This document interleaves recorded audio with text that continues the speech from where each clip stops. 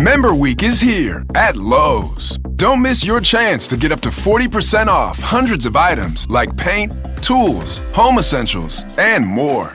Shop our exclusive deals happening in-store and online now through July 18th. Not a rewards member? Join for free today and get ready to save more. Lowe's, we help, you save. Loyalty program subject to terms and conditions. Details at lowes.com/terms. Subject to change. Today we'll have Genny's Disney World trip with her mom. That's coming up on this episode 470 of WDW Prep To Go.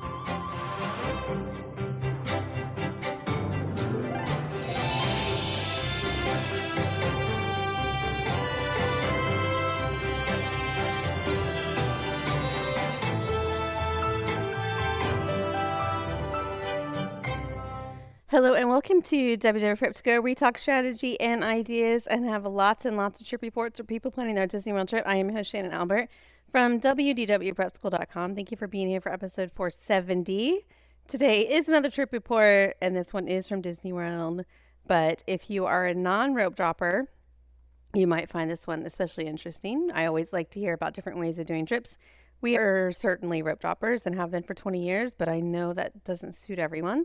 And as you will soon hear from Genny, she made it work with a later arrival, and it was very impressive. I did want to mention that at the end of every episode, when I say go to the website, click podcast at the top, that is also where you can find episode numbers based on your interests. So we get a lot of DMs from people that are like, do you have episode numbers for people that have stayed off site or that traveled in the month of June or whatever it is? We categorize all the episodes for the last 5 years by month, by travel style, by destination, by hotel. So if you ever want episode numbers, that's the place to do it. Go to the website, click on podcasts, and then there's all the different categories you can click around to. And you can get the numbers there so that you can go back and listen to those episodes. I think that is it. Other than a reminder, if you want to be a guest like Genny, to do that using the SpeakPipe information of every episode. We get a lot of requests. We book as many as we can, try to make each one a little bit different, but that's how to do it. If it fits with our schedule, somebody on my team will reach out to get you booked. Without any further ado, here are my chats with Genny. Welcome to podcast, Genny. Thank you for having me. You're my first recording in Mexico, so we're going to see how this goes. Currently with a glitchy connection. Fingers crossed. I understand you're going to Disney World. Yes, I am. I leave this Thursday on June 26th and then return the following Thursday, July 3rd. Okay. Who's we? Who's we? So it is me and then my mom, Dana.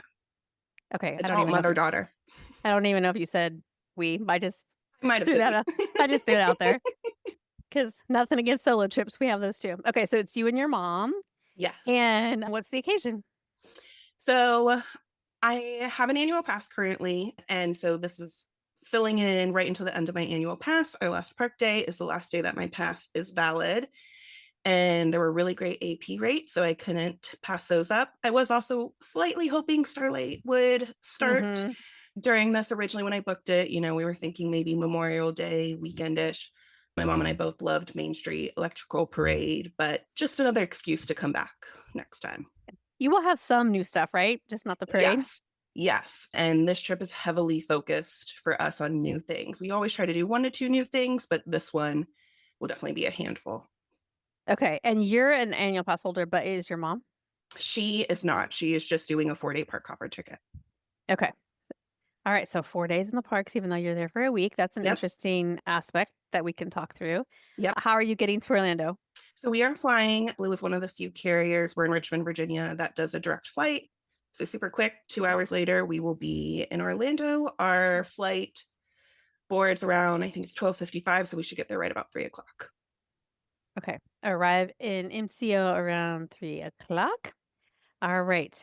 And how are you getting from there to your hotel? So we are renting a car. We do Alamo through Costco. I haven't rented, it's been a few years. And so we'll be going into Terminal C.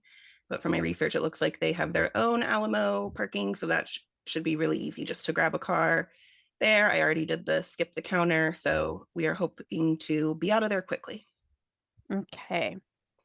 And can you talk a little bit about the choice to do a car rental versus other options? So we are doing it for a couple reasons. One, as we go through it, we have a couple of things we are doing at other resorts. So it makes it easy driving to the resorts. Also pricing out, I've become a big person with doing car services, but for this trip, I found a really good deal on Costco, just, a random day where they dropped the prices significantly. So it was actually cheaper to do the rent than the car service to and from. Okay. And where are you staying? So we are staying at Port Orleans French Quarter, which that is one of the new things. We've stayed at Riverside a few years ago, but never French Quarter. So I'm really excited. We've been there for beignets, obviously, but really excited to stay in a small resort. I think it's perfect. I Yeah, think you guys are going to love it. I'm really excited. Okay. So you're going to get your Alamo rental car.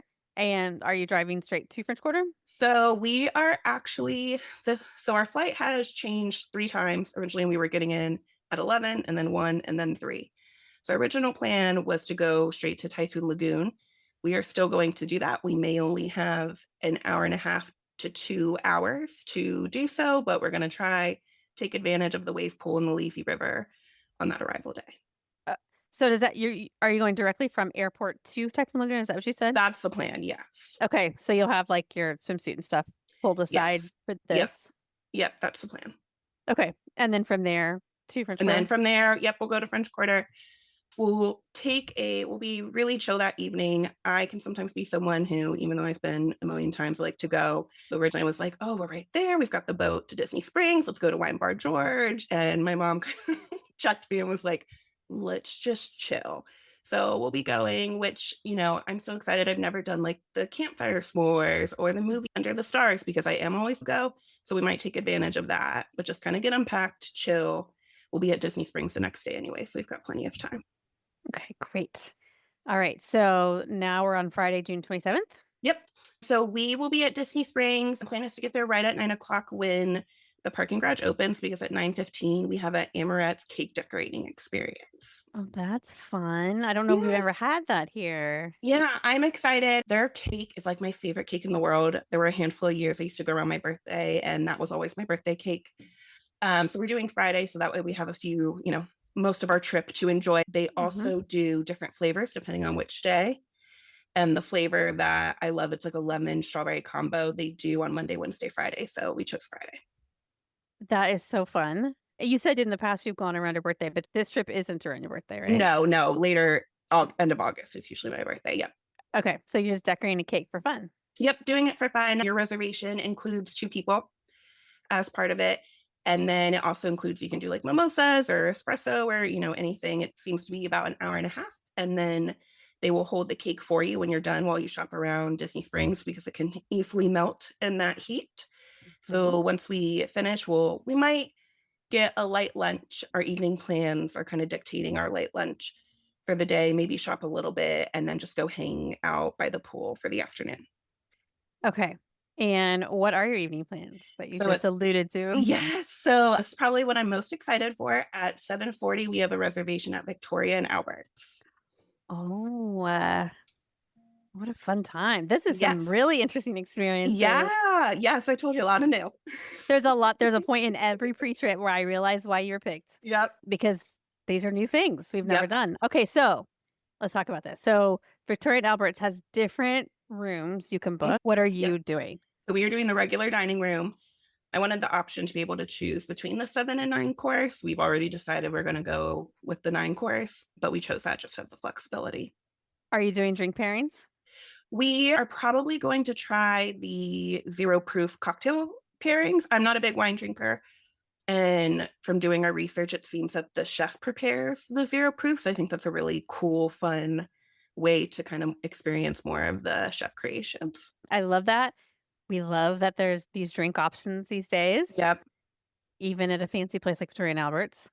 And in fact, they might be more special because they're doing it themselves. Right. I mean, I love a good, cocktail from time to time, but I think this will just be kind of fun and to see how it pairs with all of the food. And okay, so that's going to be really fun. Yep. Special. And you have to be fancy. Yes, I know. I'm very excited to get all dressed up, and it will be a fun night. Will you drive there yourself? We will, yeah. So since we have the rental car, we'll drive, and it includes valet parking, so that will make it really easy. Yes, that makes it really special. Yep. Okay, so that's fun. All right. Is that day then? Yep, that's that day. Since it's 7:40, and from but I've seen a lot of people said they've been there for like 4 hours. So we will call it a night around midnight and head on back to French Quarter. Yeah, I really think meals like this should be called experiences because Yes. you're not just Absolutely. you're not just eating, it's a whole thing. Okay. Yep. Okay, so Saturday, June 28th. Yep. So Saturday we will head to Animal Kingdom, trying to sleep in with having such a late night the night before. So we'll probably get to the park around 10-ish or so, not trying to rush by any means. We have a Safari Lightning Lane at 10:20, Navi River at 11:05, Flight of Passage 11:30, and then Dinosaur 12 o'clock. So we've got them all lined up for the park. Yeah, if you're planning to arrive around 10, those are pretty perfect. Yeah. Yeah. It was very easy to book lightning lanes for this trip. Very even easier than usual. So, That's because summer people, yep. they're different. Yep. And that's how Um, I figure I got Victoria and Albert's. I've always had trouble getting, and it was wide open, especially for mhm. the beginning of the trip. So, Yep. Planners have a big advantage. yeah. All year round, but in the summer it's much easier. Did you say Flight of Passage as well? Yeah, so we are adding on Flight of Passage. That is one because we've gone a lot. We have skipped, so I honestly can't even remember the last time I've been on it, just because we've never worried about doing it with the extra price. So kind of revisiting that because it's been a few years. All right. And dining plans on this day? No, just kind of, we're big snackers in the park usually. So no big dining plans. I wouldn't mind going to Nomad Lounge.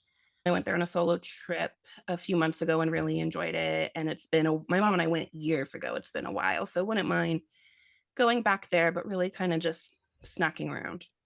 Okay. And when do you think you might leave Animal Kingdom? That I'm leaving our afternoons for the most part pretty open. One, from the heat, just if we want to take a break, we have that option. Two, my mom got knee replacement surgery on April 1st. She is moving and mobile and good to go, but obviously doing 20,000 plus steps a day could add in an extra layer that we're not ready for. So just in case we need to take some extra breaks, kind of trying to keep those afternoons open. Okay. Anything else before you move on to Sunday? No, we will park hop at some point, I'm sure, to another park, but again, just keeping it open. Okay. I will add that note. All right. So Sunday, June 29th. So we will start our day at Hollywood Studios. Again, that will probably get there a little earlier in the morning, but we have a pretty stacked morning of Lightning Lanes, Tower of Terror at 9:20, Rise, which we haven't done in a while, at 10:20, and then Toy Story Mania 11:20, and Slinky Dog Dash at 12:20. Okay. And the fact that you got Slinky Dog at a decent time? Yes, exactly. Yep. Yep. And was able to line it right up with Toy Story Mania. It was pretty easy. So definitely still showing how much Mhm. people are planning. I do also want to do the Villain Show and the Little Mermaid Show since those are new. So those are definitely on the list as well. And I should say I will also be buying Standby Skipper. I'm a big proponent of Standby Skipper. Have used it the past couple of years. Every trip I buy it. It's great. Okay. Yes.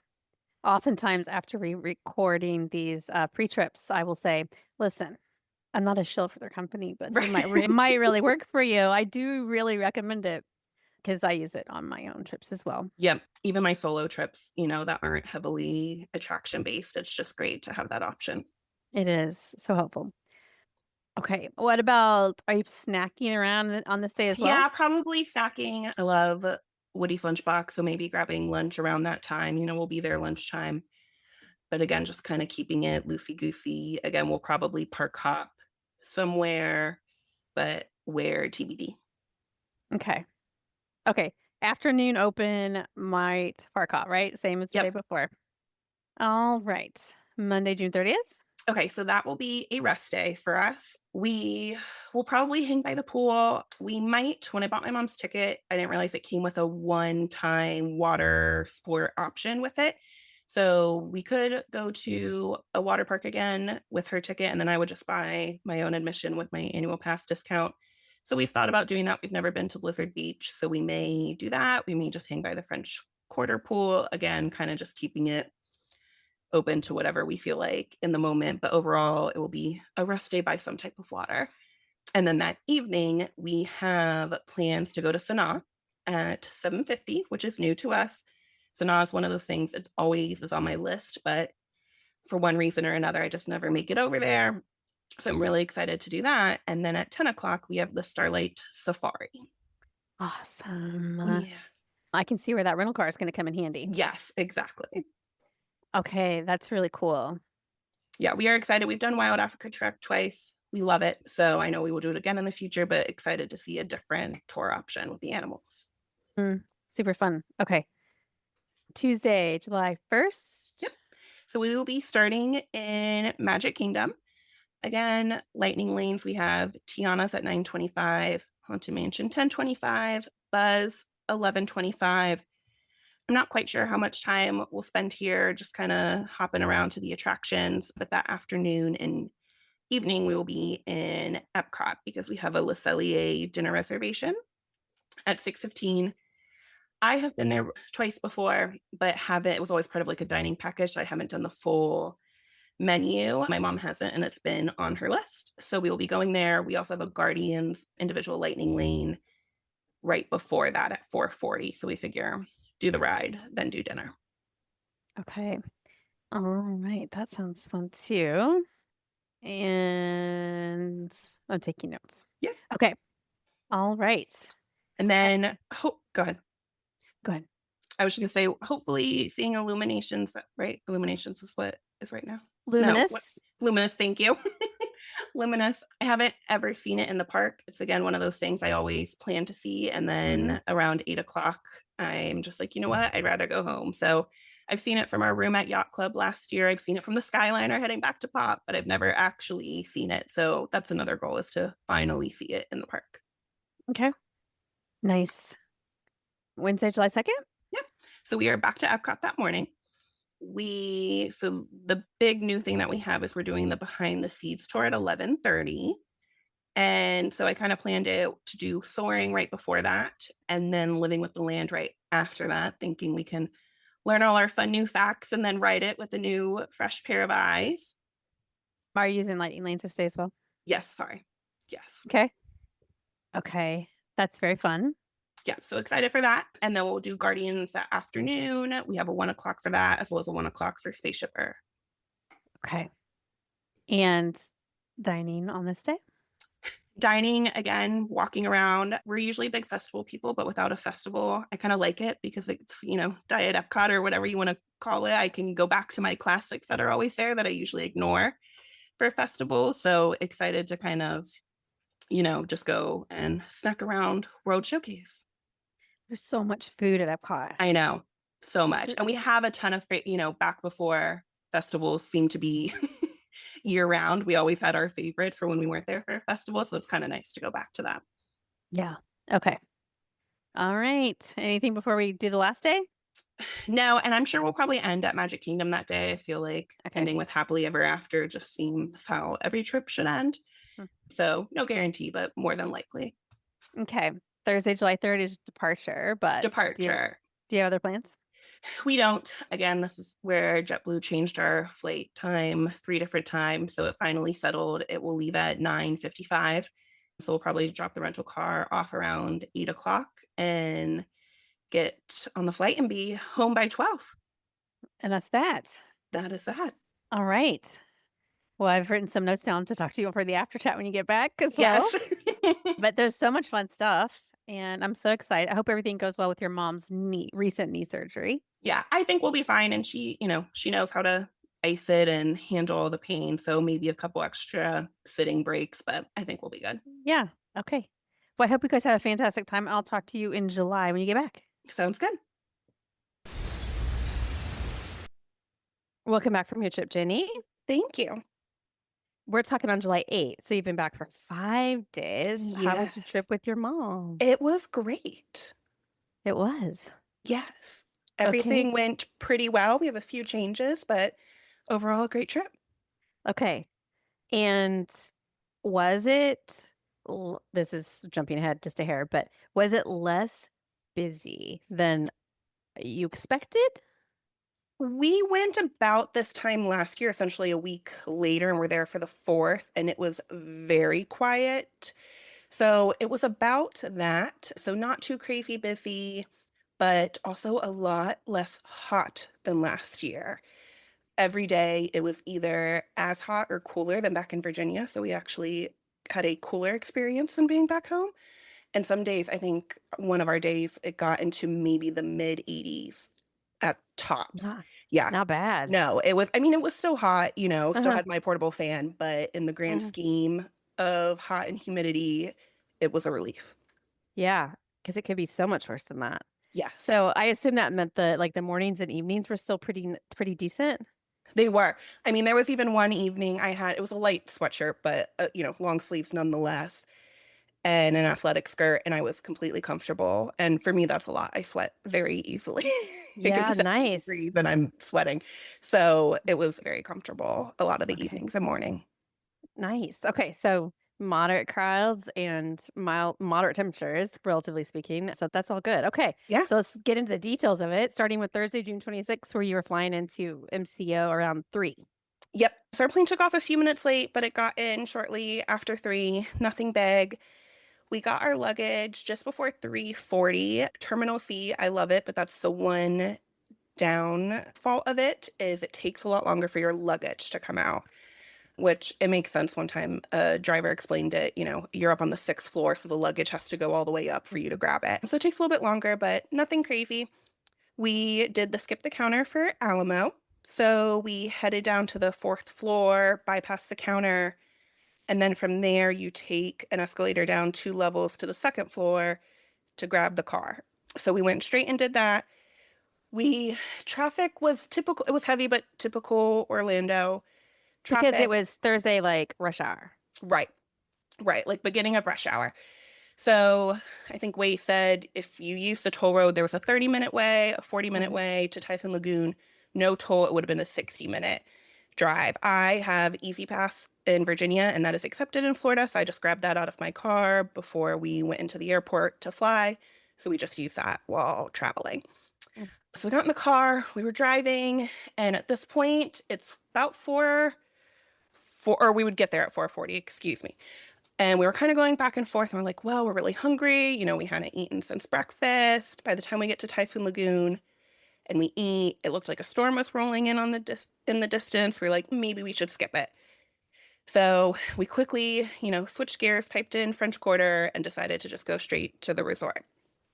Was your Wow. room ready yet? It was. So I actually JetBlue has the free Wi-Fi, at least on the plane we were on. So while I was on the plane, I got the text that our room was ready, was able to even Google it, see where it was. I had requested a corner room, and I just did that through the app. I wasn't specific about where I wanted, so I didn't bother with, chatting with the cast member. So you did chat or you didn't chat? I did not. I did not. They have a drop-down option when checking in for French Quarter for a corner room. So that was all I did. I didn't want anything more specific. Okay, so that So- was the online check-in process. Yeah, where you so like have where your you can be like credit first card. floor and, Okay, whatever. Corner room is an option there. So that was the only way you did a request was through that process. Yep. Okay. Yep. I've used the chat before for other resorts when I wanted something specific, but I didn't feel the need. French Quarter's small enough. I didn't care about, where we were. But we liked the corner room, especially for that extra window, just to get some extra light in the room. So knew our room was ready, great location. We headed there. I did look at that point. I thought, well, we wanted some groceries, just water and little things. At a stoplight, I typed in a Publix and it said it was only 0.9 miles away, but it was an 18-minute drive with traffic. So I said, scrap that. We will deal with that later. Let's just get to the resort. So we went ahead, again, had our room, parked. Parking was super easy at French Quarter. Our building, we were building 5. It's not in front of a parking lot, but it was very clearly labeled which parking lot was for building 5. Again, French Quarter being so small, that was our furthest walk, and it was under 2 minutes to the room. So it was perfect. And it was just a really lovely arrival. We passed multiple cast members, and they were all saying, welcome home, enjoy your vacation, thanks for visiting. So, just that Disney magic right away. So we did that, and then we were room 5141. It was the perfect location. We were under 30 seconds to the food court. We looked out over the courtyard where they do the movies at night and the campfire. On the other side of our building was the pool and laundry, so just a few seconds there. And then at the end of our building, we didn't take the boat to Disney Springs, but it was right at the end of our building. So literally perfect location, could not have been happier. Yeah, I'm pulling up the map of the resort to kind of see where that is because it is hard to find a good, I mean, it's hard to get wrong, but it sounds really Right. convenient. So nice. Okay. So at that point, we just kind of threw our luggage in, walked around the resort quickly, and went to Sassagoula Floatworks for dinner. So we did a walk up. I got jambalaya, which I had never had. Was delicious. My mom did the shrimp and grits, which it is made to order, which is fabulous. Only kink in the plan was first they made chicken parm instead of shrimp and grits, so then they had to remake it. And then when they called her name, before she could even step up, someone else just grabbed her order and walked away. So then they had to make it again. So it took a good 15 plus minutes for her to get her meal after I got mine. But we did that. And then while eating, I decided to do Kroger delivery. Even though we had the car, I just didn't feel like there wasn't something convenient enough to drive to get groceries and didn't want to waste my time. Did that. I've never used Kroger delivery, and that was great. I've done Amazon before, and I will use Kroger from now on. It was less expensive. It was easy because Kroger was delivering it. You don't have to worry about tipping. So it was just a really great experience. And so you said you haven't used it before. Do you mean ever or just in Florida? Both. We Okay. have Kroger here, but just personally don't use grocery delivery. But it was super easy to make an account and place the order. At that point, they didn't have any orders at night, but you could get a delivery between 5 and 6 a.m. the next morning. So more than fine. Mm-hmm. So we then decided after eating to go to the campfire right outside our room that had just started. So we roasted marshmallows. We also bought the little s'more kit to make a Mickey s'more, but that was just a really fun and nice way to kind of start off the vacation. And again, it was beautiful weather, so you weren't actually sweating near the fire, which was great. Yeah, that is nice. And we were just a few steps back to our room right there and went and unpacked, showered, and watched some TV. There was a movie that night outside our room. Didn't end up going out, just kind of felt like relaxing in the room. But I will say the only downside to our room is it was very loud. If I had a little one that was sleeping at that point in the night, that may not be ideal, but wasn't a big deal for us. But you could certainly hear it even over our TV. Okay, that's good to know. And then after that, we did mobile order, just a little late night snack, watched a little more TV, and went to bed. Okay, good arrival day. Yes. The next day was Friday, June 27th, and you have plans to go to Disney Springs, including a fun cake decorating reservation. Yes. So we woke up, just grabbed some coffee and mobile ordered breakfast. Went and picked up the Kroger delivery before we left for Disney Springs. Again, super easy. I started a few trips ago bringing my large suitcase to pick up like water cases and throwing the water cases in my suitcase. And that Very smart. makes it a lot easier to bring back to the room and not have to worry about a bell cart.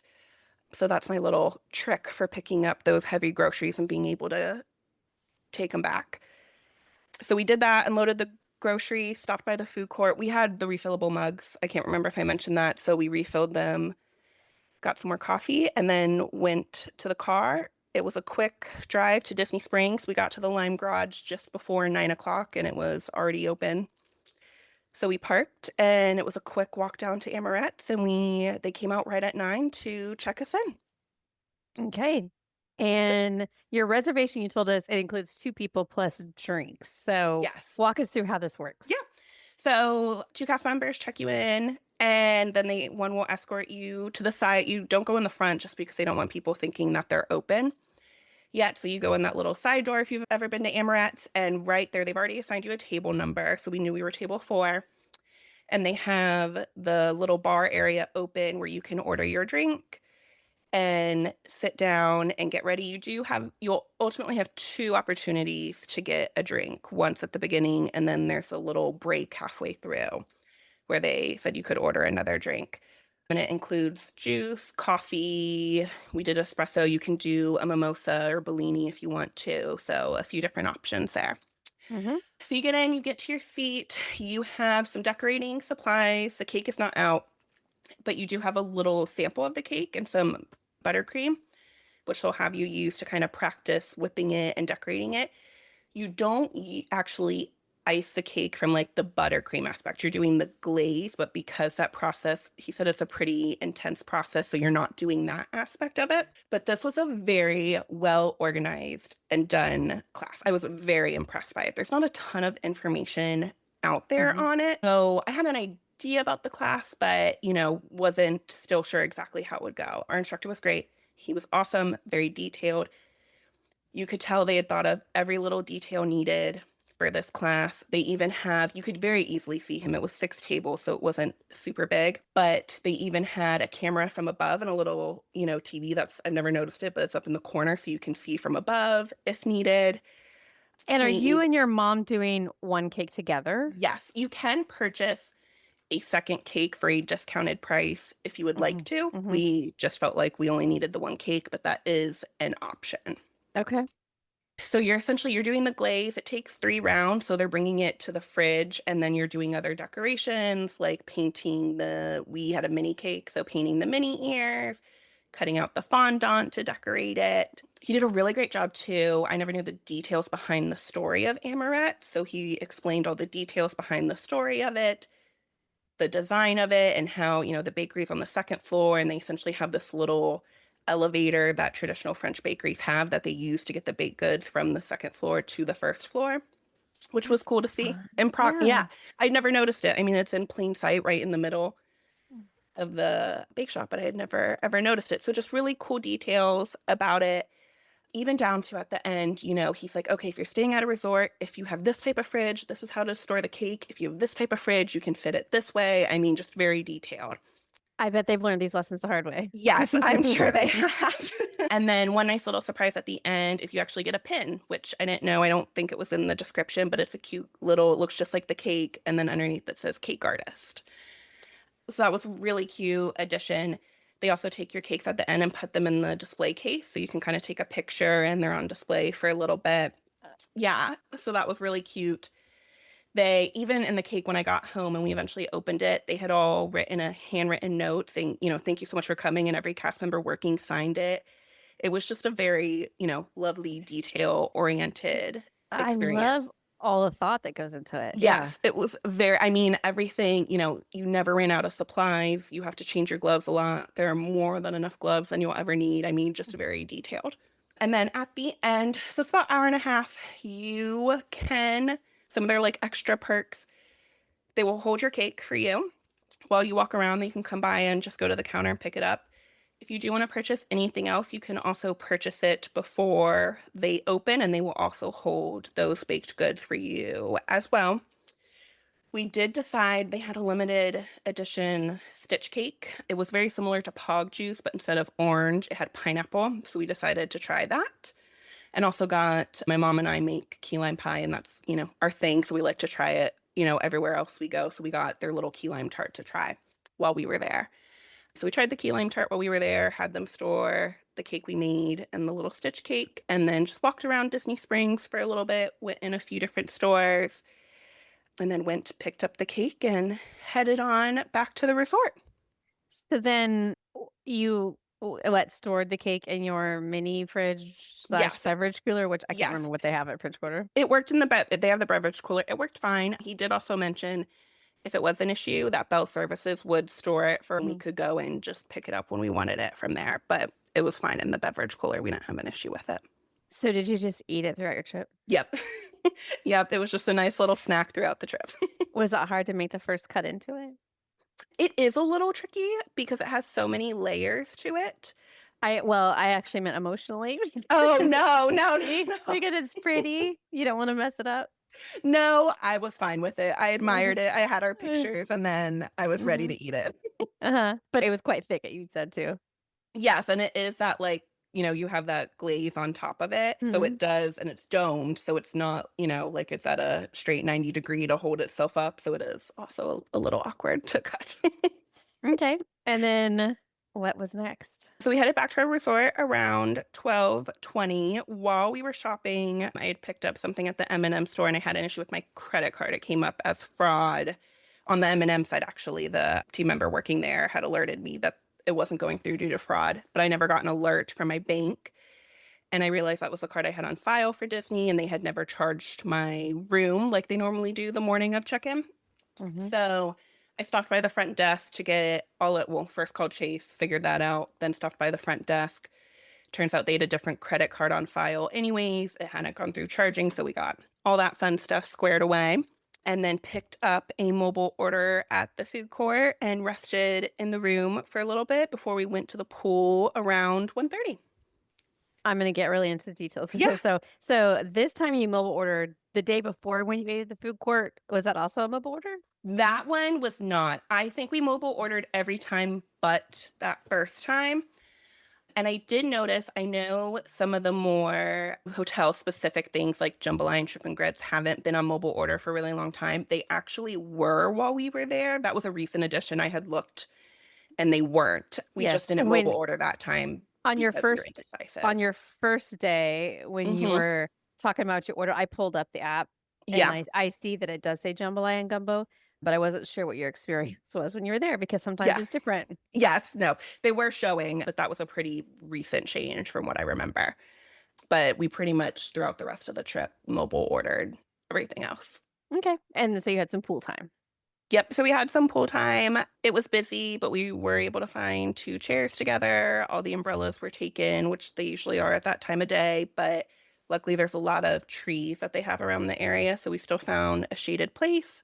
We also went to the hot tub, which was a little tricky to find. We had to find a cast member to help us. It's not attached. It's near the pool, but it's not attached. You have to go out the gate and the little walkway kind of walking back towards the main building. And it's a little secluded area on the right.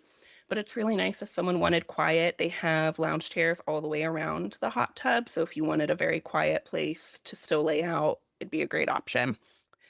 So we did that for a little bit. Then we went back to the pool, but they closed it soon after due to lightning. So went back to the room and just kind of chilled before we started getting ready for dinner. You had a very fancy dinner. Yes, so I had to spend a did. little time getting ready for this. Yeah, yes. We blew an outlet and we ended up having to get it fixed the next day, get it all ready for it. So, and it was also pouring rain during this point. Soon after they closed, the skies opened up. And it was pouring rain when we left for dinner. So I had to get creative and, wear different shoes to the car and then change into my nice heels. And that was a whole situation.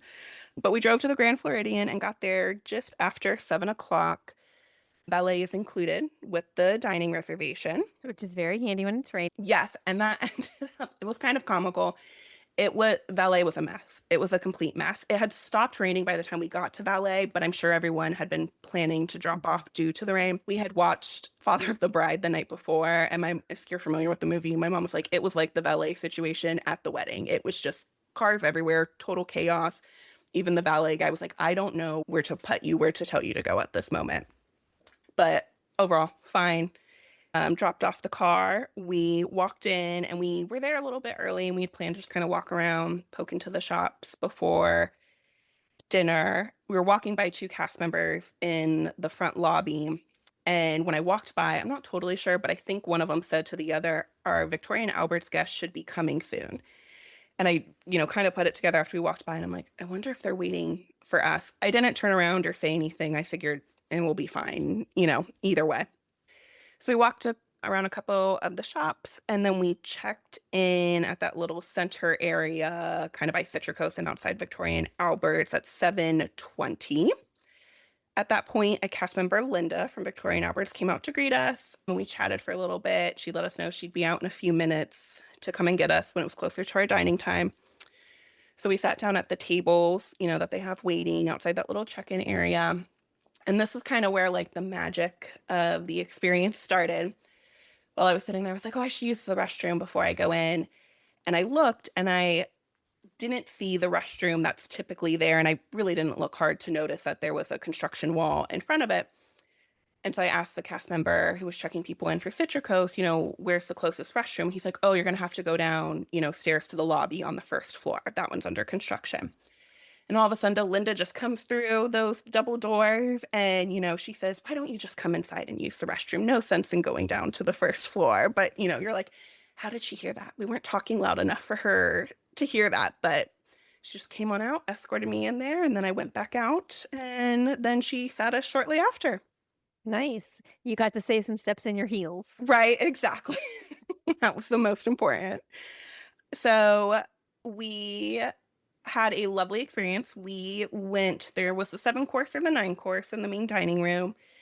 We went with the 9-course. The extras that included was the Wagyu. And then for my mom, that included lobster. I had a non-seafood menu. And just a little point of that. So I have a shellfish allergy. It's a very mild allergy, to be quite honest. I usually don't bring it up at restaurants. I just kind of can tell what I should and shouldn't order. But for there, knowing it could easily be in a sauce and there were so many courses, I mentioned it when they sent us the email the week before about any allergies. And I will say the one thing that I don't know if it's different, but it felt different from my research where a lot of people said, they will take any preference into consideration. Like you don't like mayo, they won't do mayo, all these different things.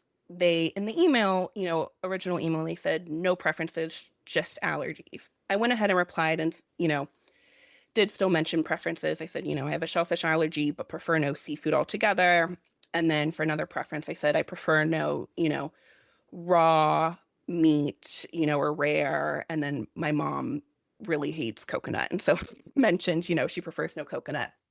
And they replied again and were like, we cannot honor any preferences, but we do have a non-seafood menu that we can offer you. So just thought it was an interesting note. Again, we didn't have any issues with the menu, but it didn't seem that preferences could be accommodated if you really have specific preferences on things you will and will not eat.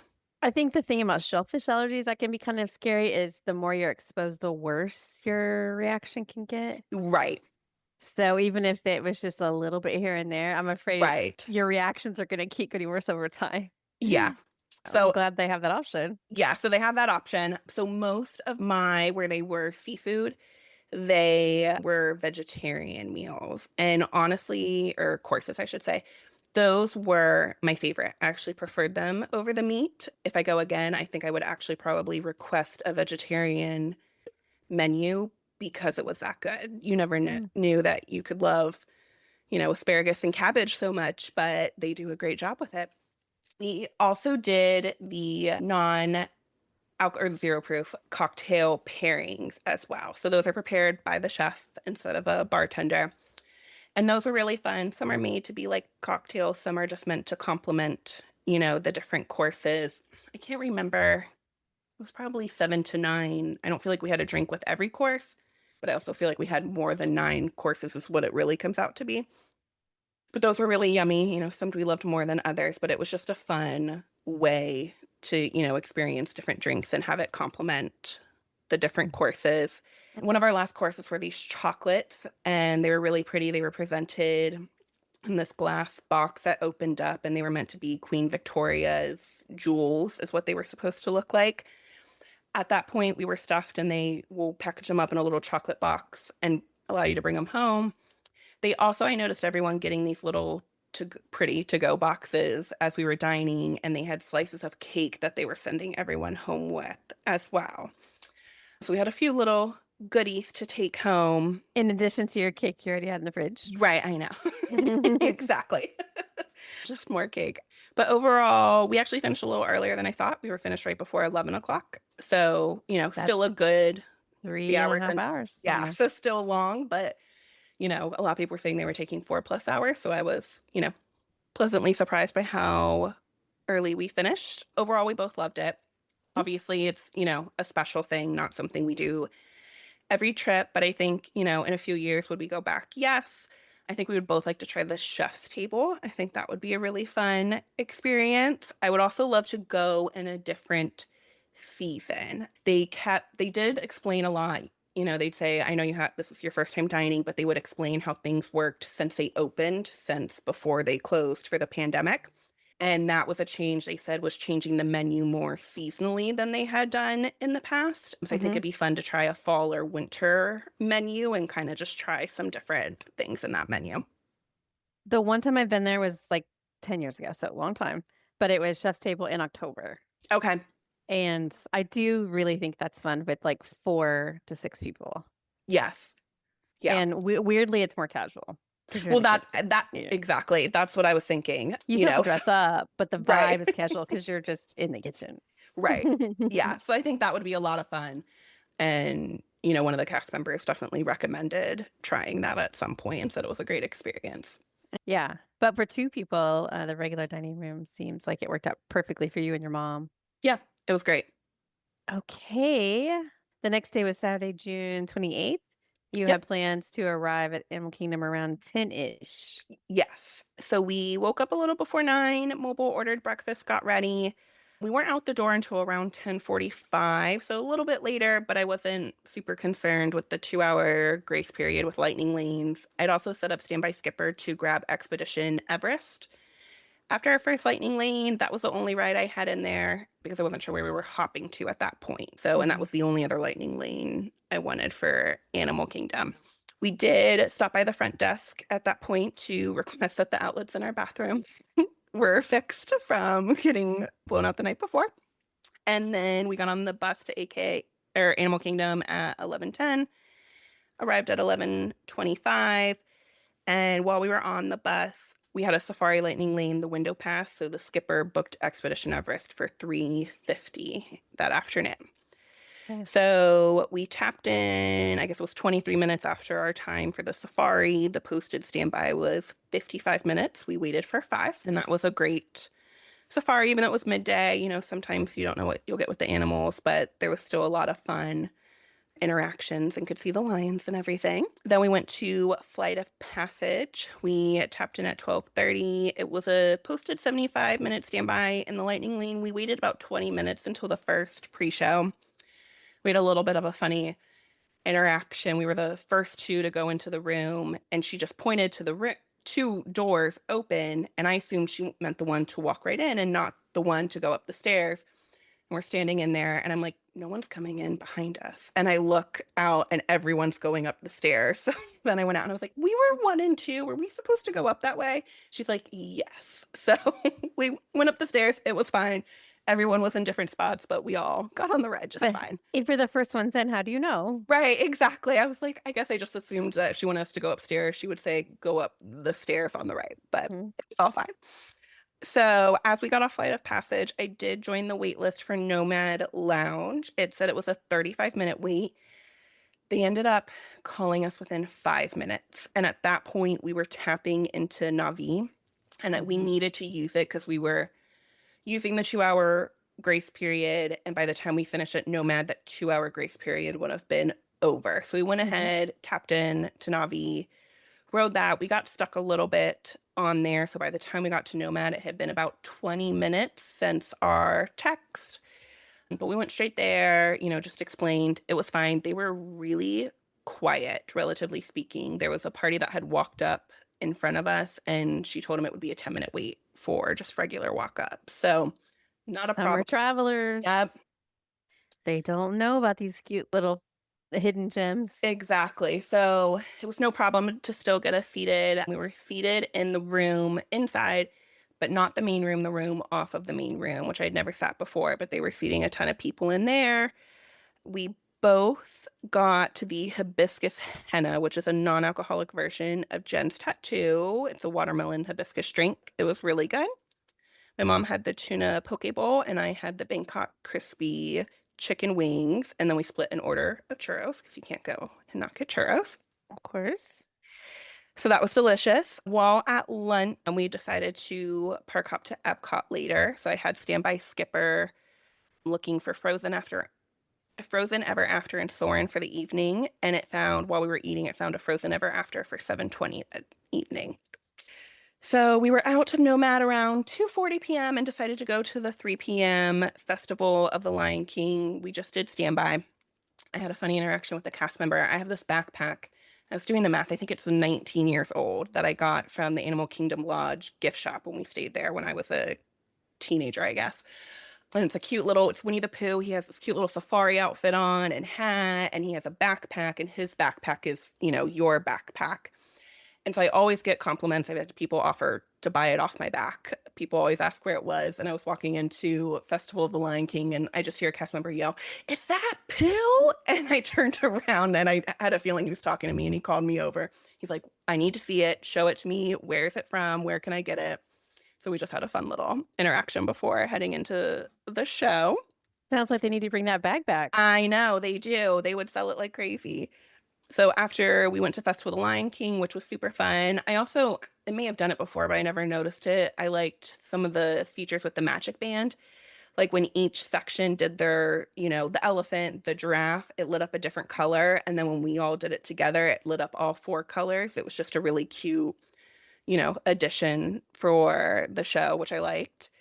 You and your mom both have Magic Band Plus? We do, yes. So then after that, we've never been to Rafiki's Planet Watch. So we decided to take the train out there around 3:45.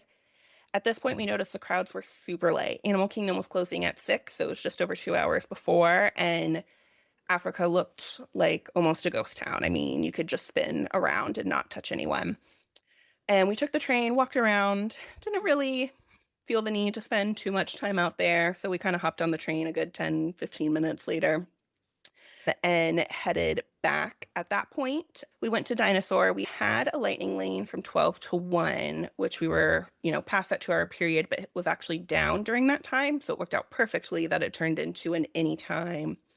So we could go whenever we wanted. So that worked out perfectly. We tapped in at 4:32. It was a 50-minute standby, and we walked right on for lightning lane.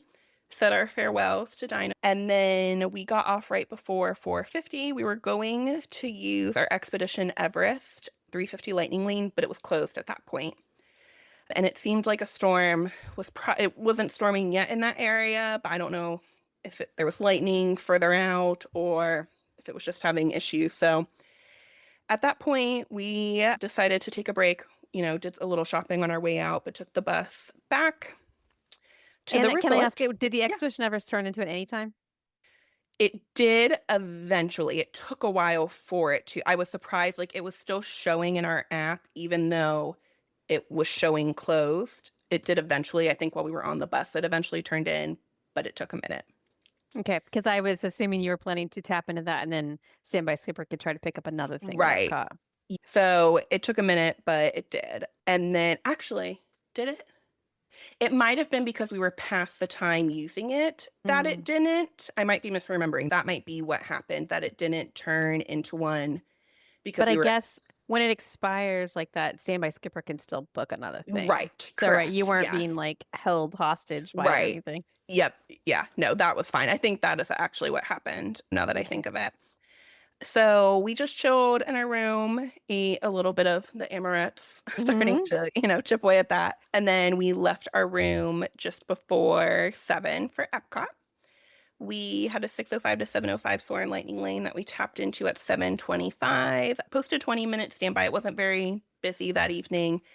We waited about 5 minutes. They had it was like this the whole week. The Lightning Lane was a little different at Soarin', where when you're in the lightning lane, before you make that turn to do like the last long walk to meet the cast member, they stopped you there. And they've always been there, but you just never notice some emergency doors from the standby lane that go into the lightning lane to then go outside. They had those open, and the cast member was stopping you there and then just feeding you into the standby line to then go. I don't know what it was. It never seemed like there was construction or anything going on, that there was an issue, but it was like that the whole week. So we went on Soarin', which is always great. We started to walk towards World Showcase. I grabbed some popcorn for us to have during the fireworks. We went inside to look around the Mexico Pavilion. And then we tapped into our Frozen Lightning Lane at 8:20 that evening. It was a 45-minute standby. We walked right on. We kind of played around in the gift shop on our way out, tried on some different Helly Hansen jackets. And then we found a spot for the fireworks in the African outpost along the wall. I wouldn't say it's the most perfect view, but it worked perfectly for us. There was a pole right along the wall, so my mom was able to kind of like sit there and prop her back up and see it. And there wasn't really anyone around. This was just a few minutes before Luminous started. I placed a quick mobile order at the caramel shop in Germany before they closed, and went and grabbed a water and some caramel popcorn for us to munch on during the show. And then we watched the fireworks show for the first time in the parks. I think.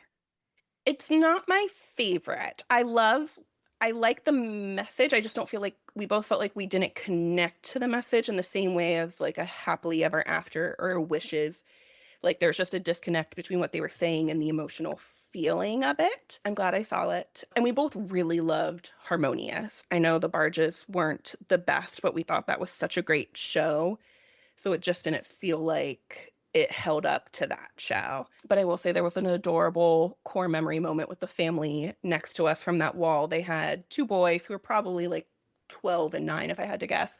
And there, because of the wall, they were sitting with their, legs over watching the fireworks. And the older son just kind of put his arm around his little brother and they put their heads together watching the fireworks. And the mom was taking pictures with them and the fireworks going off. It was just super cute. So still some core memory moments being made during it. Yes. And if it's your first time seeing a show, you don't really have anything to compare it to. So Right. to them, it's like, yeah, Yep. great. And who knows, maybe, it took me a little bit to warm up to Happily Ever After Wishes. So maybe I'll see it a few times and connect with it more. I'm afraid a lot of things haven't lived up to Happily Ever After. I know. It's hard. It's so hard, but they do it better in California for some reason. Yes. Okay. Well, and that's the thing. I'm like, with all this water, can't we do something like World of Color? Like that would just, if we could do something like that would be lovely. They've Maybe made one day. attempts at Animal Kingdom, but it just hasn't been to that level. So maybe Right. someday. Fingers crossed they can figure it out eventually. So after that, Epcot was closed. We took the bus home. We did stop by the front desk. When we're normally there in the summer towards the end, my mom and I both have towards the end of the summer birthdays, but we're usually there during mine, and I have a birthday button, and she doesn't usually get a birthday button. So we're like, we're within a month-ish of your birthday. So we stopped, got her a birthday button to wear for the trip. Got, again, a little bit of a late dinner at the food court and just watched some TV and went to bed. Okay. The next day was Sunday, June 29th, and you were headed to Hollywood Studios. Yep. Did get a little bit of a later start, but again, nothing major. We woke up a little bit before 8:45, got out the door at 10:30, and on the bus at 10:39. We tapped into Tower of Terror at 11:07. That was a standby 40-minute wait, and we walked on. That was a really fun group. I feel like there's so many different types of groups that you can get. And this whole group was dying laughing. I mean, they were cracking up the entire time. So it was just, my mom and I both separately got off and were like, that was a really fun group to be on that ride with. So after that, Standby Skipper immediately booked us a Millennium Falcon for 12:30. We tapped in at 12:41. It had a 70-minute standby. It was a 5-minute wait. We got assigned pilot, and my mom was really nervous. There was a trip a few years ago where we were there with a family friend. I ended up getting sick with COVID and having to quarantine in the room while they went. And apparently they were pilots. And one of the guests on there was none too happy with their piloting skills and got really upset with them. So she was like, I don't want to be a pilot. Let's see if they want to trade. Well, there was a family of 4 with us. They had never been there. They never even been to Disney. So they had no idea. I was like, this is the perfect, they could care less. My mom was like, do you want to switch? They're like, we don't even know what we're doing. And I was like, if you want to try being pilot, this is the perfect family because they're not going to care what happens. They don't know. Yeah, they have no idea. So we were both the pilots and did just fine and had a good, and the mom was super sweet. She was like, you did great as a pilot afterwards. As far as I've been on that ride a million times. It always just seems rough to me. I don't understand the people that get really competitive about it. I know. I'm like, just so enjoy it. Right. Push the buttons. Exactly. So after that, we went to Toy Story Land. I did a quick Woody's mobile order for some lunch there. Now, wait, are you ordering lunch early? I did not order it that early. It was one of those, I was like, oh shoot, what time? We had a Toy Story Mania Lightning Lane, so I figured maybe I'll do it for after. I think my return time, it was within 10 minutes of when I was ordering. So it was, I guess it wasn't super crowded. Right. Not super crowded. And again, I feel like those summer crowds don't utilize mobile order like they should. So that was probably the quickest return time I've ever had there. So that worked out perfectly. So by the time, I walked up, we were within the 5-minute early window that I could hit. I'm here. Okay. Good. And it was ready essentially right away. So ate that, got some tachos, which is one of my favorite meals for quick service at Disney World. And then we just popped right into Toy Story Mania. It was a 30-minute standby, but walked right on. Right before tapping in, Standby Skipper did grab us a Runaway Railway for 5:25 p.m., which felt a little bit later. I thought about canceling it, but then I thought, we have different shows and things we're going to do. Maybe we'll take a break, so I'm just going to leave it. And then when we got out of that, it started to rain. And we had both, we could use, oh, you know what? I jumped ahead. This is when we rode Millennium Falcon after Toy Story Mania, not before. But it started to rain. We wanted to use Slinky Dog while we were in Toy Story Land. But with the rain, I was like, maybe it might close, while we tap in. I also don't love being on a roller coaster getting pelted with rain in the face. So I was like, why don't we go? They're right next to each other. Let's go use Millennium Falcon, then we'll come over. So that's when we went to Millennium Falcon. After we tapped into Millennium Falcon, Standby Skipper booked us a Haunted Mansion for late that evening at 8:40 to hop to Magic Kingdom was the original plan. It was still raining when we got out of Millennium Falcon, and at that point, Standby, Slinky Dog Dash was down. So we pivoted there. It also turned into an anytime, so wasn't super worried. Made it really flexible of when to use that. We went to Frozen Ever After, which is always a really fun show. Frozen sing-along. Frozen sing-along. Thank you. Got it. I try not to correct too much. No, I appreciate it. You Frozen sing-along, and that was fun. I had the female historian before, but the male historian was new, and he was great. He had some really funny jokes that even probably pushed the envelope a little bit, but the crowd was loving them. So that was a lot of fun. We got in, there was a 1:30 show, and they literally closed the gates behind us, so snuck right in. We then grabbed a snack and headed to the Villains 2:30 show. So we got in for that. It seemed... And can you talk about how far ahead you arrived for this one? Yeah. So we got in line about 10 minutes before, and there were people who queued behind us, and I think they got in just fine. It did not seem like, the original reports of having to get there quite a bit early. Again, I think it was just quiet enough, during that time that I'd probably get there 10 minutes early, but I don't think you need to get there a good, 30 minutes before to go see it. That was a really cute show. It was really fun. They had some cool effects in there. I thought it was a really cute show and made me excited for what's to come with the Villains over the next few years. At that point, we decided we'd wanted to do Little Mermaid and some other things, but I could tell we were both getting tired. I don't think I was keeping up with my water as I should have, nor caffeine intake. So I was like, well, why don't we take a break? Runaway Railway wasn't until, yeah, exactly. I'm showing my caffeine and water on the screen. It wasn't until that evening, and we had the anytime for Slinky Dog, so we had some flexibility. So we exited the park around 3. We got back around 3:30. I had ordered a few goodies from Olivia's Kitchen, her shop is in Ear for Each Other. I think I officially ordered from her when I saw someone else order her things from someone I follow on social media. So we stopped by the front desk to pick up those. What kind of things did you order? She does some really cute sugar cookies, and she can do all different types of themes. So I did a Winnie the Pooh set, and then just like a pretty floral set. And then she had guava shortbread bars, which that was my mom's favorite. And then we also tried her chocolate peanut butter cold brew brownies. And you can order them in small increments. The cookies are individually wrapped, so it was perfect to take home, at the end of the week. And so just kind of munched on those because clearly didn't have enough dessert from the cake throughout the week. At that point, the sky turned extremely dark. And as soon as we got into our room, it started pouring. And the forecast was showing it was going to be storming for the next couple of hours. So we said, perfect. Glad we decided to do a break. We'll just wait it out here. It ended up continuing to rain until about 8 p.m. So a little over 4 hours. At that point, I think if we had been out in it, we would have just, kept on going. But once you're back and rested, you're like, do I really want to go back out for just 2.5 hours? So we decided to abandon the lightning lanes that Standby Skipper had set up at Magic Kingdom for that evening and not see Happily Ever After. and just stayed in, watched the movies. For dinner, we looked at door dashing from a local pizza place that I had heard some good reviews on, but it would end up being like almost like $55 for just like a medium pizza and a salad.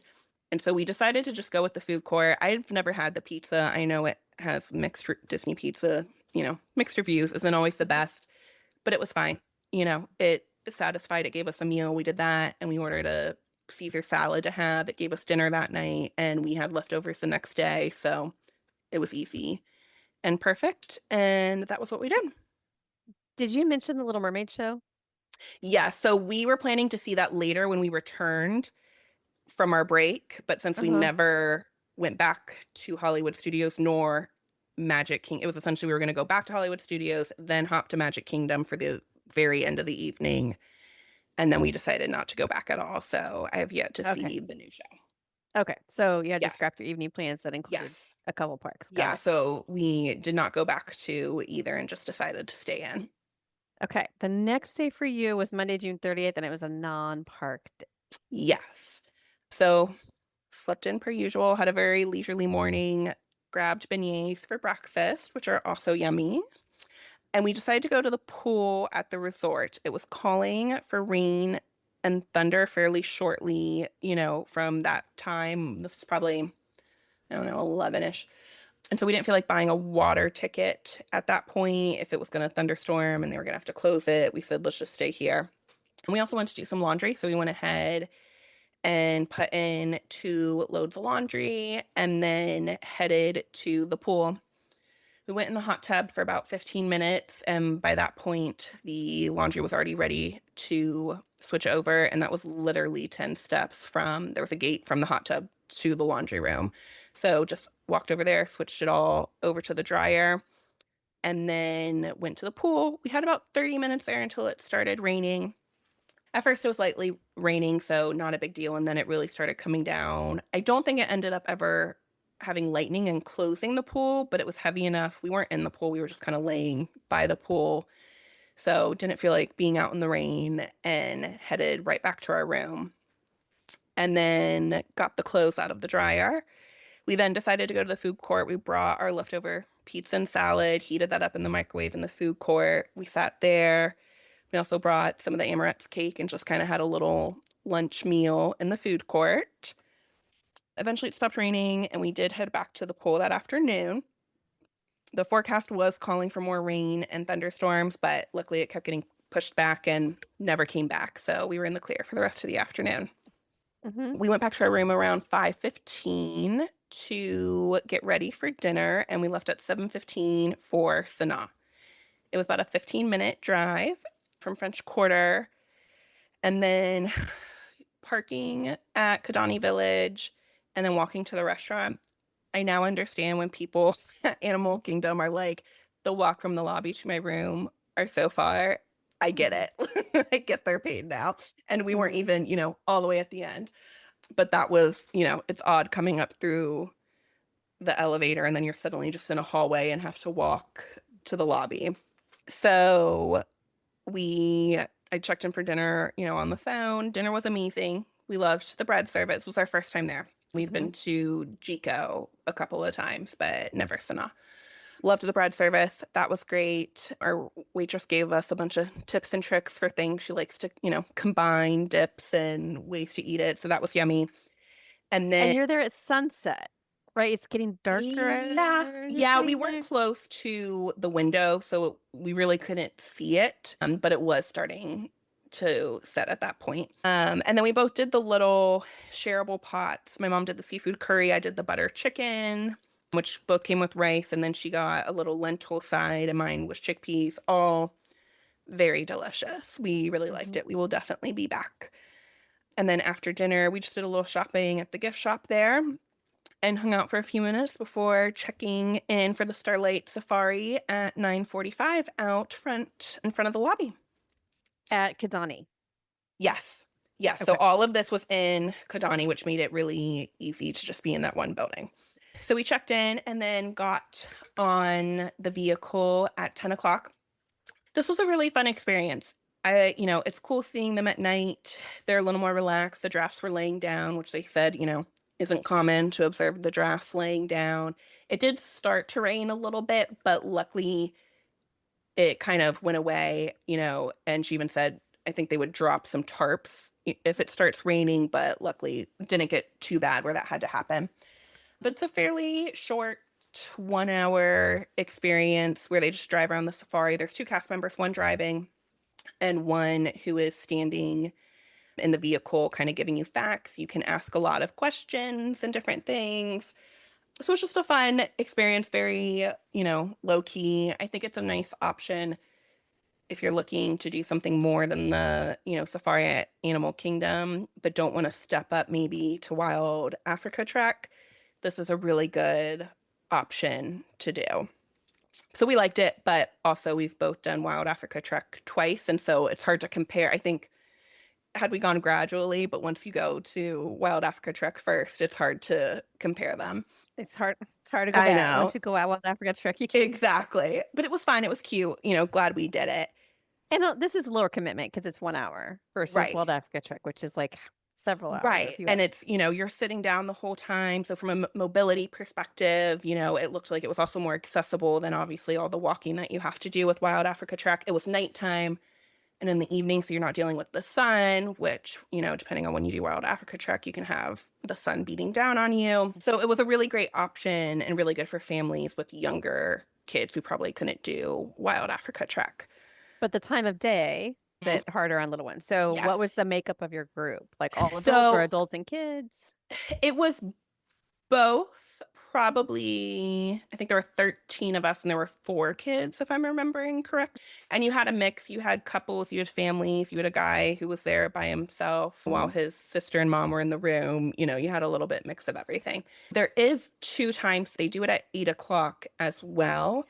Mm-hmm. Now, with it being summertime and the sun not fully set by then, we specifically wanted to do the 10 o'clock where we knew the sun would be set and it would be full nighttime vision. But I think in the winter months, the 8 o'clock could be a great option with younger ones. Yeah, because right now it's dark around 8:45, so they would be mostly in the light. Right. For that 8 o'clock one. Yeah. Which is a very different experience than what you had. Very. Yes. Not as much of a need for those nighttime binoculars. You just use your eyeballs. Right. But it was fun, learned some interesting facts from a cast member, Maya. It was great. I left to get to leaving. My mom ended up staying by the lobby. Her shoes were killing her. So I went to find the car. That was a whole experience. I couldn't figure out. I even took a picture of what, elevator. They're all named after Lion King characters. I couldn't find our elevator. And I'm just taking a random one down, having to walk throughout the garage. It was like a whole thing.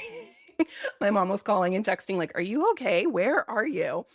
So I was like, okay, if I ever stay here, I will definitely not have a car and not deal with this. And when I come to eat again, we will be using a minivan or Lyft. Good thing your mom didn't walk with you if her feet were I hurting. know. Oh my God. Yeah. It would not have been good. But eventually I found it. Just took a while. And then went home. Okay. And that was that. So Tuesday, July 1st, you had plans to start the day at Magic Kingdom. Yes. So we left around 9 a.m. for Magic Kingdom and got there at 9:30. While we were on the bus, my mom noticed those ads they have at the top of the bus for, various TV shows or different things going on at the resort. She noticed the one for H2O Glow After Hours and was like, oh, what's that? And, we were talking about it. And I said, it's only, I think they're doing it once during a trip, but I think it was last night. And I looked it up and it was actually going to be that night. So we talked about it and she's like, well, let's try it. We didn't get to do, the water park like we had planned potentially on the trip. So tickets were available, went ahead, bought the tickets. We had the Le Cellier dinner reservation. So I moved that to a late lunch the following day. So not much to move around, but just a change in plans. Yeah, this phenomenon of the non-planners seeing things that they want to do is always so interesting to me. Right. It's like you can take in all the information but how were you to know that your mom would like H2O Glow? Right. Exactly. And want to do it. I never would have guessed, but it was fun. So we'll get to that thankfully, in a that's bit. one of those things you could do sort of last minute. It didn't take, reserving it 2 months ahead. Right. It wasn't like, a Halloween or Christmas party and being like, no, that's but not that is happening. That's part of what frustrates me though about Disney World is that so many things, it's like, yeah, I know that you can see that and you want to do that. Everybody made their reservations 60 days ago. Right. Exactly. There's a lack of spontaneity to it. Yeah, yeah. And luckily, Lucelia, they had plenty of availability. It was open to Yes. move it. And so wasn't a Worked big deal. worked out for you. Yes, exactly. So we got to Magic Kingdom. We didn't have breakfast at the hotel, so we went to Gaston's and split the creme brulee croissant and then the ham and Gruyere sandwich, both which it's really a croissant. Both were good. We love the croque monsieur at the French bakery in Epcot, so the ham and Gruyere sandwich was very similar. And then we started to walk to our Tiana's Lightning Lane. We did stop to ride the carousel. And from afar, loving all the characters roaming around. We could see Smee and Captain Hook come out, and then Peter Pan and Wendy go up, and they all had a whole little interaction, kind of fighting each other that we could see from afar. So we went to Tiana's. That was a 9:25 to a 10:25. Lightning Lane tapped in at 10:48. Standby was 65 minutes, and then waited about 5 minutes in the Lightning Lane. Luckily, we were the last row. We had been the first and second row riding it, so didn't have to worry about Were you getting too soaked wet. when you did that? Yes, in the first and second row. And Yeah. even in athletic, clothing took hours to dry off, but we were minimally wet this time. So I was thankful for that. And so at this point, this is why I think Standby Skipper is extra valuable. With the 2-hour grace period, we were kind of able to line everything up where instead of running across the park, we could kind of just work our way through the land. So we stopped at Country Bear Jamboree. If we went on it when I was little. I have no memory if we went on the original. I've seen videos and that was good enough for me. But the new version's it's a really cute option. It feels like that's what it should be. And it's a cute way to just kind of relax. The crowd was into it, clapping and everything. So it was a cute show. That was a little before 11:30. And then we hopped on the Liberty Bell for a final farewell. R.I.P. No. I know. So we said our goodbyes to her and then went to Haunted Mansion. We tapped in about an hour past our Lightning Lane time and walked on that. It was 35-minute standby.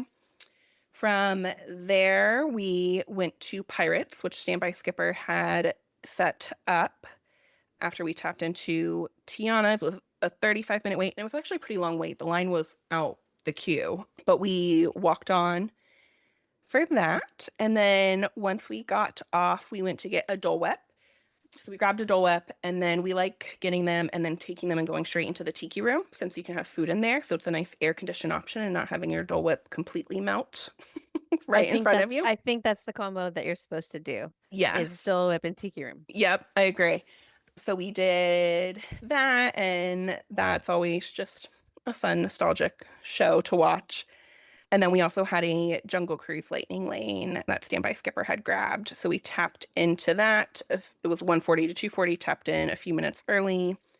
So 45-minute standby, we waited about 5 minutes. Once we got off that, we headed to Tomorrowland. As we were passing the cheeseburger spring roll cart, there was no wait. So I figured, what does one have to do? You have to stop and get some. That's how you know the crowds are different. Yep. I literally did a double take and I was like, I'm stopping. There's no line. I'm stopping.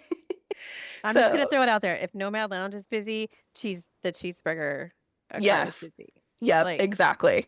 The spring roll There's cart a correlation. There's a correlation. The same people know these things. Yep, exactly. So stopped and ate those on the way to Tomorrowland. We had a Buzz Lightning Lane that was 11:25 to 12:25. We tapped in at 2:08, so not quite at the 2 hours, but close to the end. It was a posted 15-minute wait. Walked right on. I got Galactic Hero, which I was super excited to get. My mom and I always have a competition, and I got it fairly early, so we took a funny picture. When it gets to the picture point, she's still shooting and I'm leaning back with my arms back, relaxing. Like, I don't need the points. Yes, exactly. So, and it's nice that's included with the lightning, purchasing the lightning lane. So we'll definitely download that picture. And I went to the counter afterwards and got a button. Last time I got it, which it's been a while, it was a sticker, but they had the I'm celebrating buttons and then had like a special sticker they put over the bottom that said Galactic Hero, 999,999. I'm gonna take your word for it, Jenny, because I can't do that. And I never get scores like that. It's not easy. I've only done it a few times, and I feel like it also depends. I'll admit, it felt like it was moving a little bit slower that day than usual, so maybe I got lucky, having more time.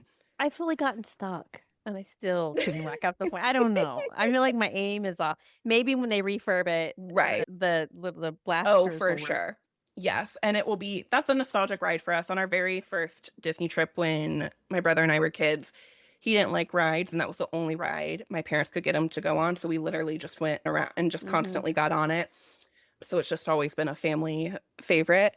So even though it is in desperate need of a refurb, it is always a must-do for us. I'm excited to see what happens, but it was nice getting Galactic Hero one more time under this version before we And now greet you the new have a one. button to go. Yes. And that was fun too, just the button, because I feel like cast members look for it. So I just attached it, to the strap of my belt bag. And so many cast members were like looking to read it. And they're like, oh my gosh, thank you for saving the galaxy. And, well, I've gotten, Galactic Hero too. So it was just a fun conversation point. I love that. The cast members notice so many unique details. Like, Mhm. oh, I've never seen those ears before. Or what's that special Yes. button? I feel like most of the conversations between, anything I was wearing or anything was with cast members. My mom even made the comment. She's, it's so nice knowing that they're truly fans Yes. of, the various projects of where they work. So after that, we hopped on the People Mover, which is always a must for us, and had a relaxing ride. Space Mountain was down during this, so we got to see the inside, but they were testing the car, so we got to still see the car. I guess it was close to bringing it back up, so we were able to see. So Space Mountain was down, so lights were on. Yes, lights were on. Sorry, lights were on, but there was a cast member in a vehicle riding it, I guess, to test it. It was kind of fun seeing it, down, quote unquote, but see the vehicles moving through. Yeah, that is awesome. So we did that, stopped by Joffrey's to get a little caffeine. We wanted to hop over to Carousel of Progress, as my mom calls it. That's one of her nap spots in Magic Kingdom, where you're guaranteed a good nap. But it was closed, so we did not go on that. We did walk over to Monsters, Inc. Laugh Floor and enjoy that show. And then at that point, even though we had changed our plans to go to Glow Night, we still had an individual lightning lane for Guardians that we had to go to Epcot to use. So we decided to go ahead and leave. We walked through the Emporium real quick and took the monorail to Epcot. So we got there a few minutes before we could tap in with the 5-minute early time point. So we just walked around Creations and then tapped in for that. We got Disco Inferno, which is not my favorite song, but it'll do. We both felt super nauseous this time. We both suffer with motion sickness, but this time in particular, I don't know if it's because of the row we were in or what, but this particular ride, we were both not feeling great afterwards. I'm fascinated by the different factors that can go into it. Like, is it hot? Are you hydrated? I know. Have you eaten? Yep. Where were you sitting? Yeah. I still don't have an exact science with that ride and I've tried. I had the patch on even. I didn't have on my relief band. I've never found the perfect formula for it. We stopped at Club Cool after that and then decided to go back to the resort to eat dinner and get ready for H2O Glow. So we took the bus back, got dinner in the food court, went to the room to chill for a little bit. It did start raining at this point. So we decided we could get in at 6, but we decided we would leave sometime after 7 to hopefully give the rain some time to calm down.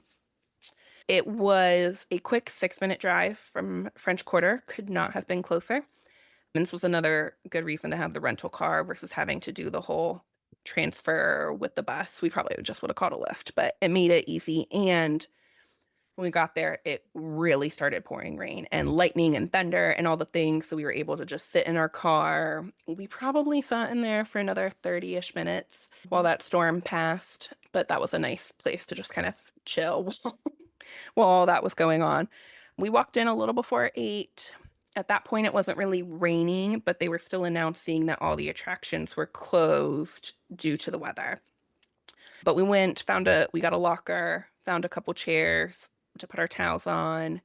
But right around 8, it was like clockwork. Suddenly all the attractions opened back up and we were good to go.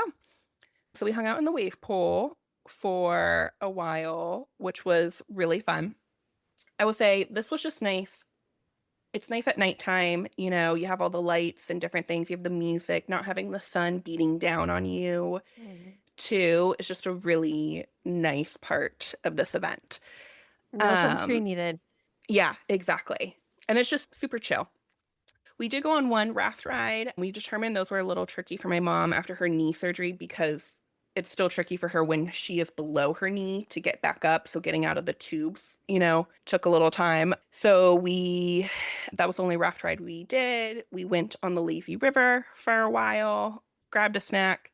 We did watch the DJ party on the beach. There was a dance off between Team Buzz and Team Jessie. So Buzz and Jessie were there the entire time. And that was super fun to watch. At one point when we were in the wave pool, they were playing In Sync, Bye Bye Bye. And I looked back and Buzz Lightyear was doing the Bye Bye Bye dance. And I didn't know that needed to be on my bucket list. It has been added and crossed off because that was just super fun. That.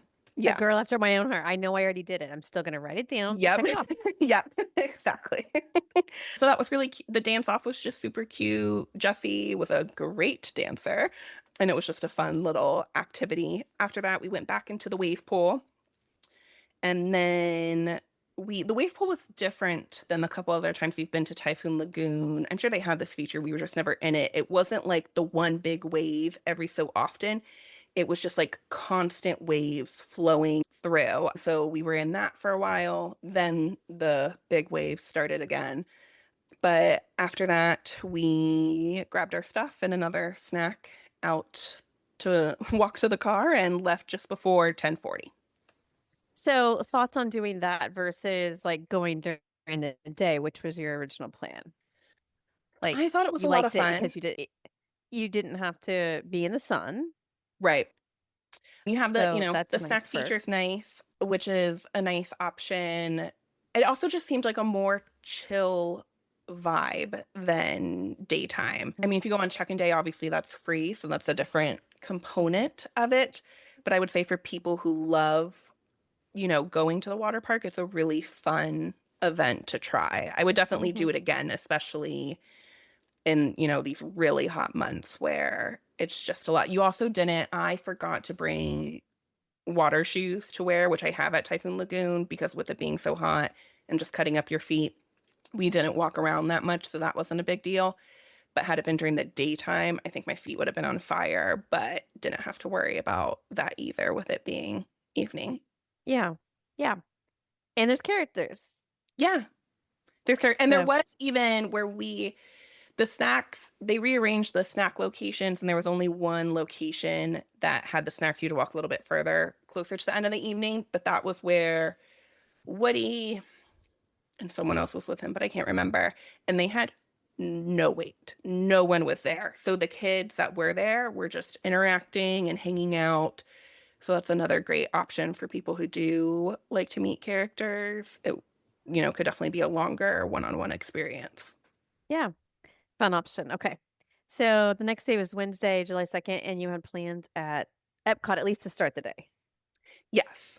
So we left the room just before 9:30. We originally were going straight to Epcot, but at this point, my mom decided that she saw something in the Tower of Terror gift shop that she wanted. And at that point, she had decided she did want it. So we headed to Hollywood Studios first just to pick that up. I remembered that with my annual pass, I still had the park reservation for Epcot. So quickly switched that over to Hollywood Studios. It's so annoying. I know. I hope they get rid of it. So I switched that to Hollywood Studios so that way I could tap in.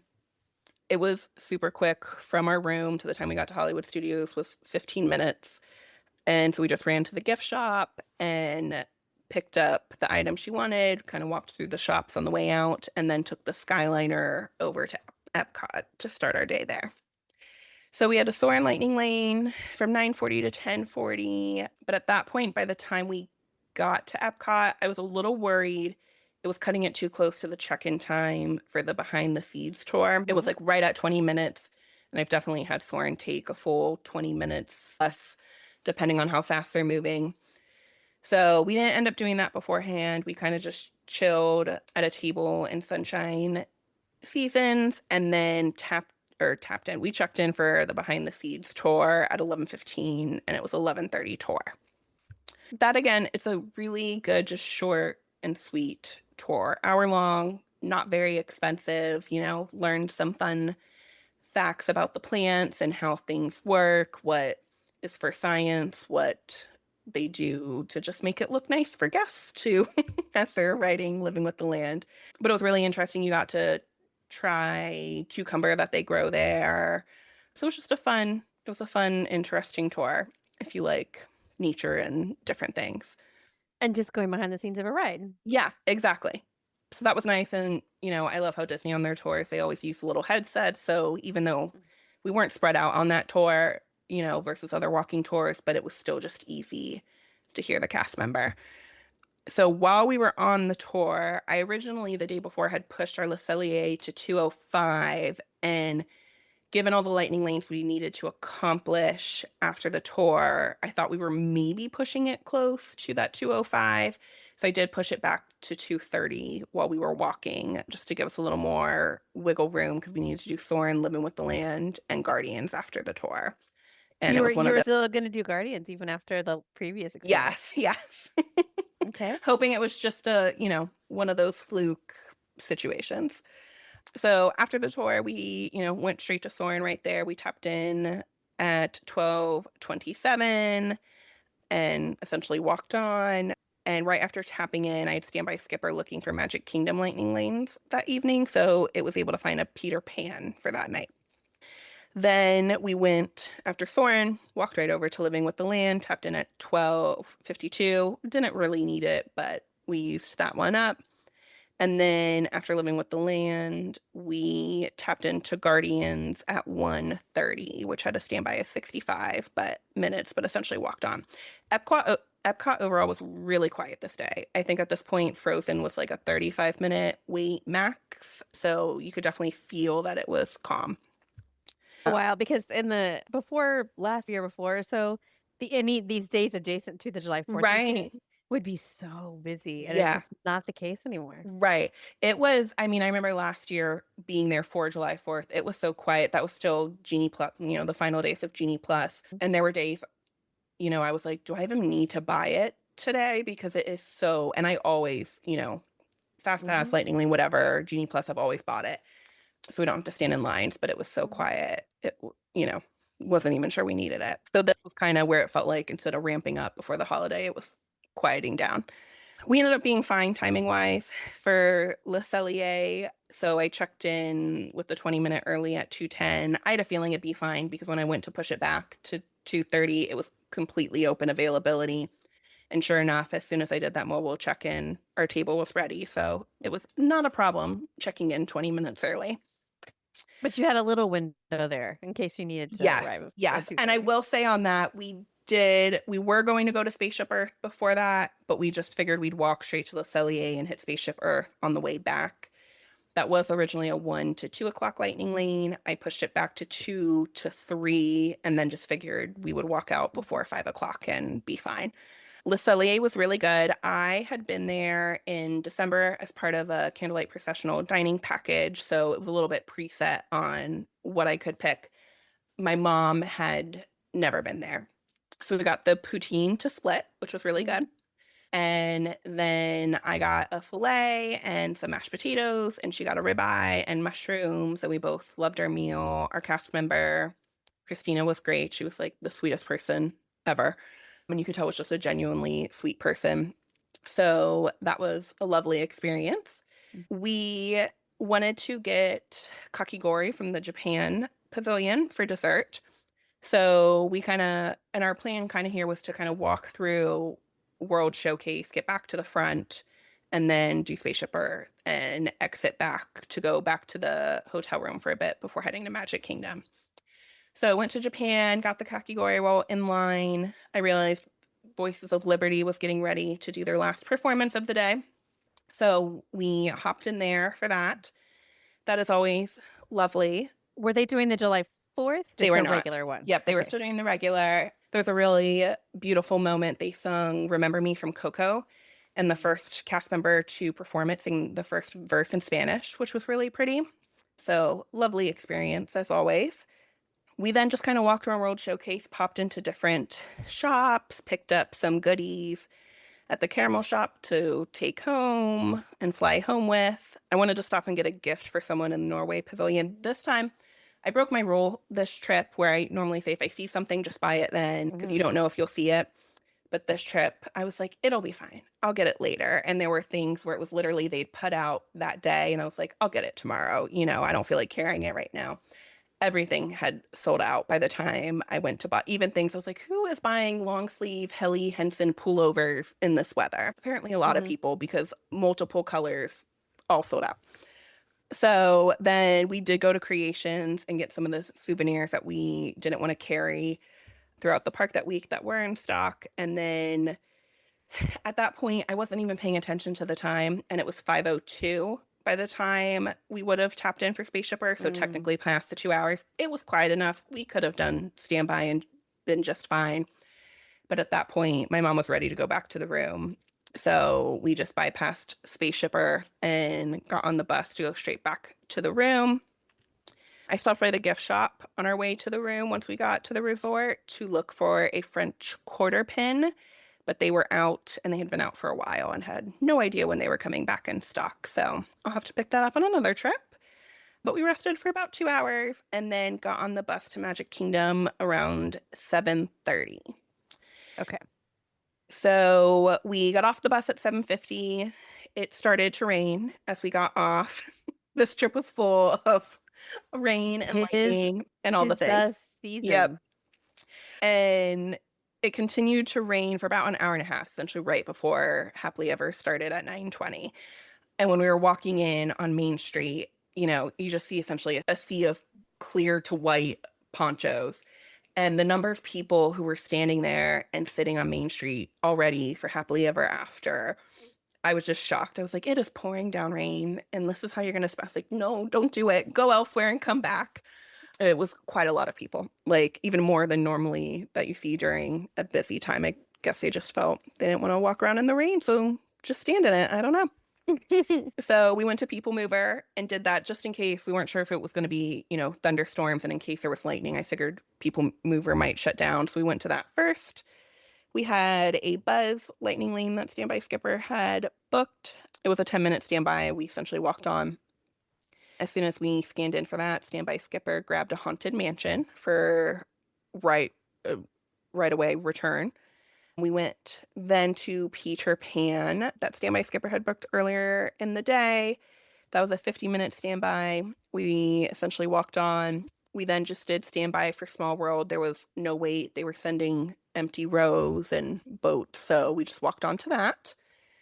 At that point, it was getting ready to be time to watch Happily Ever After. We decided with the weather, we figured Tinkerbell probably wouldn't end up flying, and it just didn't sound appealing to be in front of the castle in a sea of wet dripping ponchos and everything. So we decided to watch it from behind the castle. It did, stop raining about 10 minutes before, so we laid down a poncho I had in my bag to sit on the little bench kind of in front of the little, I can't think of what they're called, but the little characters they had for the 50th that you can wave your magic band in front of. There's one with the Beauty and the Beast character. So we just kind of sat there, and it was perfect area to sit and watch the fireworks. So that was just a really nice, relaxing way to watch Happily Ever After. Without the crowds? Without the crowds, nothing too crazy.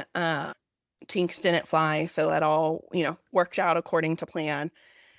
At that point, we had about 20 minutes left after the show before the park closed. And we had a Haunted Mansion Lightning Lane and a Tiana's Lightning Lane. And so we were right there with Haunted Mansion. So we went ahead and went there.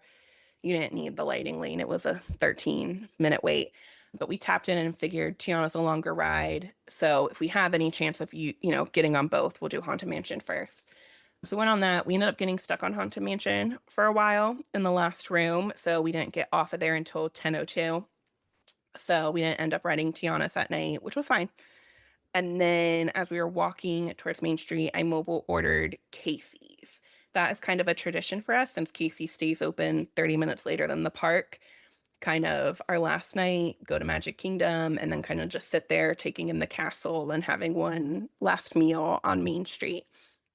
I also learned, I know I use the Disney Visa and have the Visa redemption card, and I had a little bit left, but not enough to cover it. And I realized that when you mobile order, you can do a split payment in there and it will use up the balance and allow you to use a second credit card to cover it. So that was a nice option because I wanted to do mobile order and not have to go up and, use multiple payments. And I will say the cast members did a great job cleaning up the whole area to sit for Casey's. I was thinking, is it going to be all wet and gross and everything? You never would have known it had rained if you just looked at the chairs and the table.